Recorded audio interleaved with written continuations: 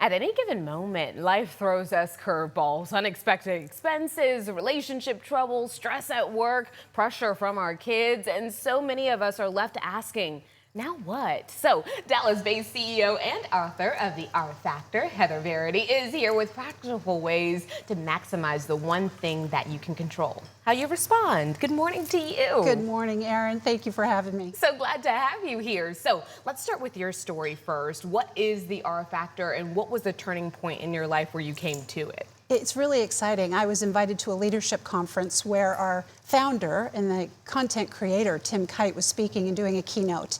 And the minute that he started speaking, I was on the edge of my seat. It was as if he was speaking directly to me. And I thought, this is finally the verbiage and the content and the words that gave a blueprint, if you will, to all of the challenges and things that I had experienced in my life. And it actually gave me the key and the answers. Wow, wow. Okay, let's talk answers actually, because you have an equation. It's actually E plus R equals O. What exactly is that, and how powerful is that? Incredibly so. It really is the foundation to the R Factor. E plus R equals O stands for event plus response equals outcome. And every day we have choices. We're faced with challenges and opportunities to either respond with discipline and grace or drift into default, which is impulsive and autopilot. And for that reason, it's so important that we understand the outcome of those positive responses, the outcomes that we're looking for. If we create responses in our life, then we create positive outcomes. Ooh, and okay. on the other side, if we're creating negative responses or negative reactions, then we're creating negative situations, not just for us, but for the people that we care about in our family and our coworkers. So let me ask you this, because you had some hesitancy writing this book. Tell me why that was. I never saw myself as an author. I actually was trying to fulfill a promise to Tim. He had been asked for years to write the R Factor book. And then when he got his diagnosis, it just never happened. And so during the 8 months that we got to spend very intimate time together, I promised him that I would finish the book. And I needed to do it in my way. And I love the way my life is woven throughout the R Factor book to give people real life examples.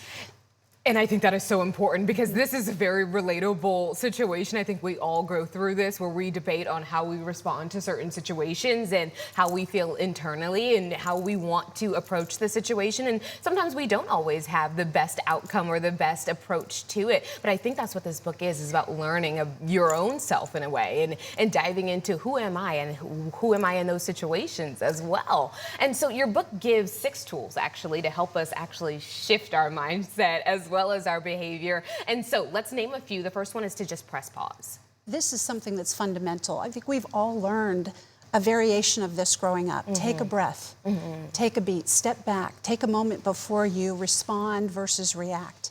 And just by doing that, pressing pause is the gateway to the skill set of the R Factor. That really is the foundational point. So let's talk examples. You say to get your mind right. What does that look like in every day? Because we hear the solutions, but how do we actually enact them in our real life? I use the example on my way over here today. Something everybody can relate to is traffic. Oh my gosh, yes. So we're all in traffic, and when you think of the equation E plus R equals O, what's the event that we face? We're faced with traffic. Slow drivers. Correct. And so we get to choose, okay, our outcome, we can pre-pave the outcome or predict. It's a predictable event. We want to get to our destination safely and hopefully on time.